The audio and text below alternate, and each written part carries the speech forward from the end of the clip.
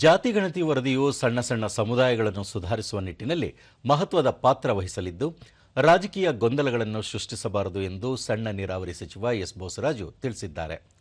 ವಿಕಾಸಸೌಧದಲ್ಲಿಂದು ಸುದ್ದಿಗೋಷ್ಠಿಯಲ್ಲಿ ಅವರು, ಸಣ್ಣ ಸಮುದಾಯಗಳನ್ನು ಯಾರೂ ಹೆಚ್ಚಾಗಿ ಗಮನ ಹರಿಸುವುದಿಲ್ಲ.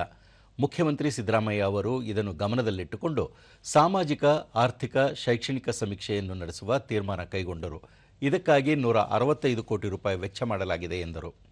ರಾಜ್ಯದ ಜನರ ಆರ್ಥಿಕ ಪರಿಸ್ಥಿತಿ ಮತ್ತು ಶೈಕ್ಷಣಿಕ ಪರಿಸ್ಥಿತಿ ಹೇಗಿದೆ ಎಂಬುದರ ಕುರಿತು ಈ ವರದಿ ಮೂಲಕ ಅಧ್ಯಯನ ಮಾಡಲಾಗಿದೆ. ಅನಗತ್ಯವಾಗಿ ಇದನ್ನು ರಾಜಕೀಯಕ್ಕೆ ಬಳಸಿಕೊಳ್ಳಲಾಗುತ್ತಿದೆ. ಈ ಬಗ್ಗೆ ಮತ್ತೊಮ್ಮೆ ಚರ್ಚಿಸಲು ಮೇ 2ರಂದು ಸಚಿವ ಸಂಪುಟ ಸಭೆ ಕರೆಯಲಾಗಿದೆ ಎಂದು ತಿಳಿಸಿದರು.